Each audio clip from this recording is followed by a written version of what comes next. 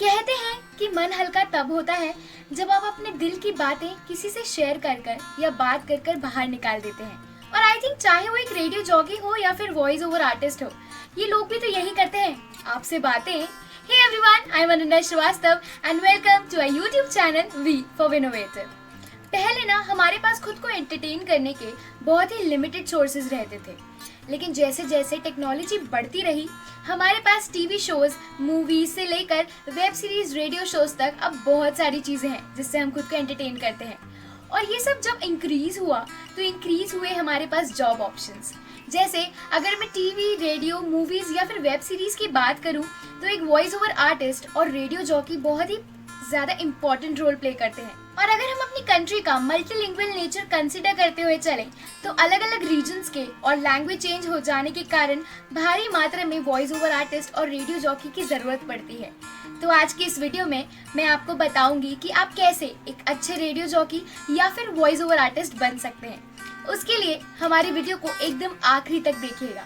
और अगर आपके मन में कोई भी सवाल या डाउट आता है तो आप हमें बता सकते हैं हमारे कमेंट सेक्शन में कमेंट कर कर। वीडियो में आगे बढ़ने से पहले अगर आपने हमारे चैनल को सब्सक्राइब नहीं किया है तो करो, hit the bell icon and select all. So let's start. पहले तो मैं ये बता दूं कि एक रेडियो जॉकी और वॉइस ओवर आर्टिस्ट का काम ये होता है कि वो एक ऐसे कलाकार होते हैं जो लोगों के दिलों में जगह अपनी आवाज की मदद से बनाते हैं। बहुत सारे लोगों को ऐसा लगता है कि रेडियो जॉकी की जॉब जो होती है वो केवल माइक के पीछे बोलने की होती है, बट मैं आपको बता दूं कि अगर आप उन लोगों में से हैं जो ऐसा सोचते हैं तो आप बिल्कुल गलत हैं। एक रेडियो जॉकी की जॉब रेगुलर 9 to 5 की जॉब नहीं होती। उन्हें कभी भी कोई भी शो एंकर या फिर होस्ट करने के लिए बुला लिया जाता है। ये नहीं देखा जाता कि सुबह हो रही है या रात। और जैसे जैसे रेडियो इंडस्ट्री में एफएम्स इंक्रीज हुए हैं, वैसे ही ये शोज एकदम अच्छी साउंड क्वालिटी के साथ प्रोवाइड करते हैं। एफएम चैनल्स को हम कह सकते हैं कि एक नया मीडियम है और कुछ सालों में भी बहुत सारे चेंजेस इसमें आए हैं। स्टाइल, एक्सप्रेशन, डिलीवरी और कंटेंट भी काफी डेवलप हुआ है। और तो और ये इतनी जल्दी प्रोग्रेस हो रहे हैं कि बहुत सारे नए नए चैनल्स खुलते जा रहे हैं in almost every city of the world. एक रेडियो जॉकी को खुद से बहुत ओपन अप होना पड़ता है, चाहे आपका मूड और इमोशंस कैसे भी हो। एक आरजे को हमेशा खुश रहना पड़ता है।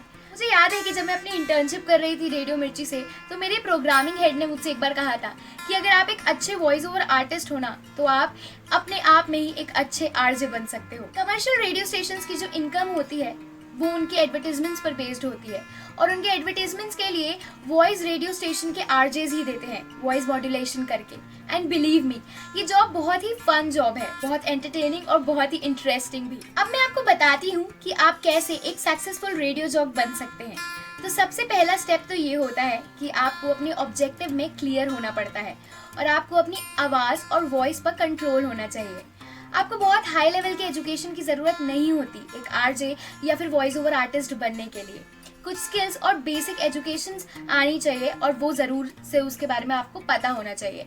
तो अगर आपको एक रेडियो जॉकी बनना है तो सबसे पहले तो ट्राई करें कि आप अंडर ग्रेजुएट डिग्री या फिर मास कम्युनिकेशन में बैचलर्स डिग्री हासिल करें। इससे आपको फायदा ये होगा कि आपको बहुत सारे कंसेप्ट और चीजें क्लियर हो जाएंगी। अगर आपने डिसाइड कर लिया है कि आपको एक रेडियो जॉकी बनना है तो याद रखें कि आपको अपने सिटी के बारे में पूरी जानकारी होनी चाहिए, कल्चरली एक्टिव होना चाहिए और आपकी सिटी में अगर कोई भी इवेंट या फिर एक्टिविटीज हो रही हैं तो आपको उसकी पूरी जानकारी होनी चाहिए। थोड़ा बहुत अलग अलग लैंग्वेजेस के बारे में आपको पता होना चाहिए। और एक रेडियो ना बिना सॉन्ग्स, मूवीज और बॉलीवुड के बिना पूरा ही नहीं हो सकता, तो उसकी भी अवेयरनेस बहुत जरूरी है। एंड ऑल्सो जर्नल नॉलेज और करंट अफेयर्स, ये सब भी आपको पता होना चाहिए। फिर सबसे इम्पोर्टेंट रोल प्ले करती है आपकी शो की स्क्रिप्ट। आपको अपनी स्क्रिप्ट राइटिंग पर कमांड होना चाहिए। इससे फायदा ये होता है कि जब हम अपनी खुद की स्क्रिप्ट लिखते हैं तो बोलते टाइम हम उसे खुद ही चेंज या फिर मैनिपुलेट कर सकते हैं अपने अकॉर्डिंग। बहुत सारे लाइव इवेंट्स भी होते हैं और रेडियो जॉब को इन इवेंट्स में एंकरिंग करना पड़ता है। हाँ, अगर आपको बोलना बहुत ज्यादा पसंद है तो बिलीव मी, आपकी बातें ऑटोमेटिकली आपके ऑडियंस को इंटरेस्टिंग लगती हैं और मजा भी आता है।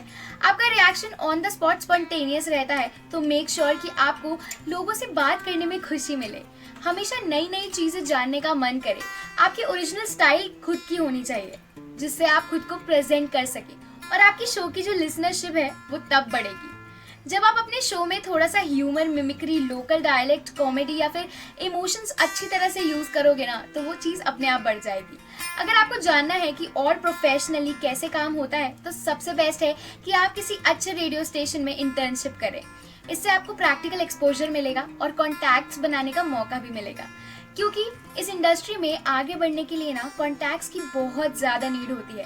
सो ध्यान रखें, networking is the key. Radio industry एक बहुत ही क्रिएटिव फील्ड है, तो सबसे ज़्यादा इंपॉर्टेंट रोल प्ले करती है out of the box thinking. Audience बहुत आसानी से डिस्ट्रैक्ट हो जाती है, सो अगर आपकी आवाज़ ड्रामेटिक और इंटरेस्टिंग साउंड नहीं करेगी तो लोग आपको नहीं सुनेंगे। आपकी वॉइस मॉड्यूलेशन पर कमांड लाने के लिए अब मैं आपको कुछ टिप्स बताती हूँ। हमेशा क्लियर और लाउड बोलें। अब लाउड बोलने का मतलब ये नहीं है कि आप चिल्लाएं, इसमें अंतर है।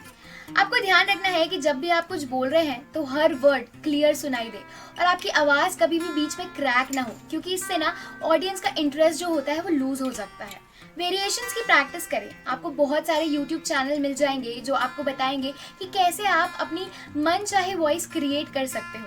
ट्राई करें कि आप जो बोल रहे हैं उससे लोगों को इंटरेस्ट आए, उनका इंटरेस्ट बढ़े।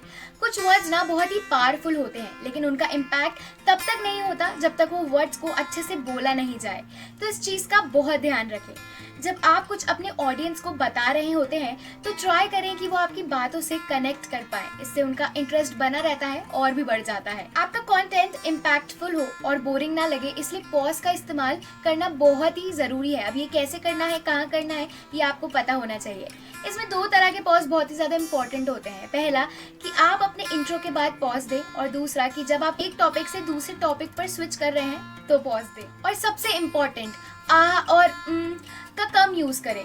इससे ना ऑडियंस डिस्ट्रैक्ट होते हैं और ये फिलर्स केवल बोलने की प्रैक्टिस से ही खत्म होते हैं। ये सारी चीज़ें आती हैं कॉन्फिडेंस से। ध्यान रखें कि बहुत ही चेयरफुल, एंथुजियास्टिक और कॉन्फिडेंट साउंड करें। लाउजी, बोरिंग और मोनोटोनस साउंड ना करें। हमेशा वेरिएशंस लाते रहें अपनी वॉइस में। ये कुछ टिप्स हैं जो करेंगी आपके ऑडियंस को आपसे अट्रैक्ट। इन सब के बाद ध्यान रखें कि आपको अगर एक रेडियो जॉकी या फिर वॉइस ओवर आर्टिस्ट बनना है ना, तो आपको कंप्यूटर और साउंड इक्विपमेंट्स के बारे में भी नॉलेज होनी चाहिए। स्टूडियोज में आपको डील करना पड़ता है sound mixers, faders, CD players, call equipments, microphones और हेडफोन्स के साथ। सो इन सब की नॉलेज होना बहुत ही ज़्यादा इम्पॉर्टेंट है, क्योंकि अगर एंड टाइम पे कभी भी कुछ दिक्कत हो जाती है या कुछ हमें समझ में नहीं आता, तो आपको ना वो सिचुएशन हैंडल करने का सेंस होना चाहिए। दो टेक्निकल सपोर्ट्स हमेशा अवेलेबल रहते हैं स्टूडियोज़ में, पर इन सब की जानकारी होना अच्छी बात है। प्रैक्टिस का सबसे अच्छा तरीका है, हम सब अपने फ़ोन में एकदम फ्री में रेडियो स्टेशंस को ट्यून इन कर सकते हैं। तो वहाँ से आप कुछ फेमस और रिनाउंड आरजेस कैसे बोलते हैं, उनकी बात करने का स्टाइल क्या है, उसे सुनकर आप अपनी प्रैक्टिस कर सकते हैं। जैसे कि रेड एफएम के आरजे रौनक और आरजे हिना को, रेडियो मिर्ची के RJ Naved, RJ Ekta, my FM की आरजे टीना, एक्सेट्रा एक्सेट्रा को। सो ये थी कुछ टिप्स और गाइडलाइंस जो आपको आपके रेडियो जॉकी बनने के सपने को पूरा करने में मदद कर सकती हैं। अगर आपको हमारा ये वीडियो अच्छा लगा हो तो इसे लाइक और शेयर जरूर करें, और चैनल को सब्सक्राइब नहीं किया है तो करो, hit the bell icon and select all. मिलती हूँ आपसे नेक्स्ट वीडियो में। Bye bye.